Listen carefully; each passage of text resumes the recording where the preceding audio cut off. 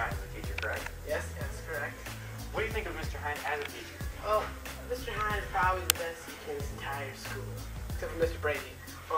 He has a great faculty, great way to teach his students, and he has great mentors. Why do you like him so much? Well, I think I answered that in the last question, but once again, he's a very entertaining teacher. He finds new and creative ways to teach kids. All right. Thank you for your time. Yes, thank you.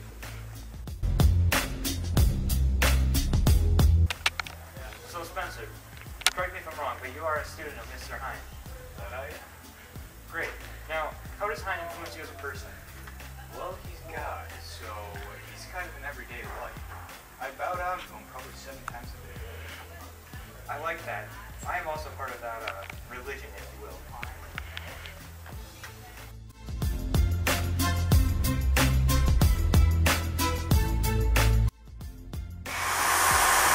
Now we're going to interview Mr. Hines. We want to really take time. Now, why did you go to teaching? The main reason I decided to become a teacher was, I guess even as a young person, I used to win citizenship awards when I was in high school. Generally enjoyed, I guess, the high school atmosphere. I always wanted to, one way or another, I guess, in my life, I found that even though I guess I owned a lot of cool stuff and I went a lot of interesting places, at the end of the day, I found the one thing that really made me happy was actually doing stuff for other people. I used to go, when I was younger, I'd drive long ways out of my way to help someone out, and whether I was, I guess, paid for it, I still really enjoyed that, so I figured education was the right choice for me. Do you ever regret becoming a teacher? Financially, yeah, all the time. I can't deny that. Even long term, I don't know if I necessarily will be able to continue teaching just because the standard of living that is afforded to a teacher right now is just very low. When you consider the amount of student loan debt that is required to become a teacher, you're looking at $70,000 worth of student loans. And that's a lot of money for a job that's just not going to pay you very well. Society in general, I feel today, doesn't really value teachers. Every time you turn on the news, you tend to think that we're responsible for all of society's problems. And parents in general, I think, have to take ownership of their educating their own child or their own children in terms of rules and regulations. In many cases, before we can be effective, and I think teaching needs to be elevated in status to the point where it's respected as a field, much as you would respect a doctor or other professionals. Do you ever regret teaching at this school?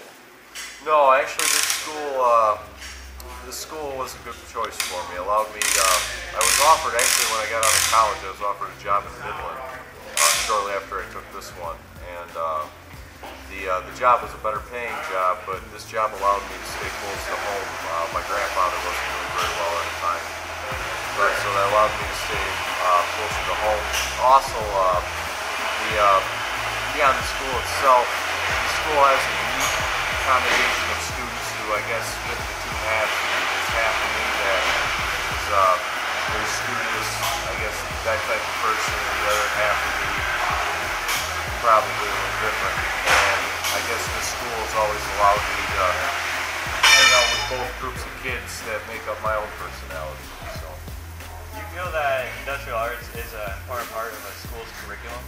well, when you're talking about industrial arts, one thing, primarily you're talking about people who are unemployed right now in the real world, and you have accountants and a lot of pencil pushing jobs. Those people are out of work. There's always a market for the skilled trades, and even mentally, learning how to visualize stuff and understand how things are built. That's important for anyone. IQ points, and that starts even when kids are younger and they have those little projects like they got to put a square in something or put a triangle in and match shapes.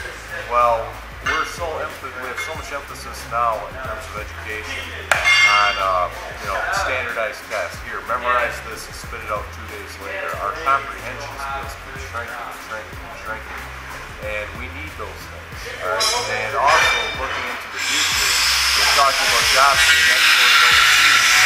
They can't export, if your car's broke, you're not going to export that to get it fixed. If something needs to be built, still needs to be built here.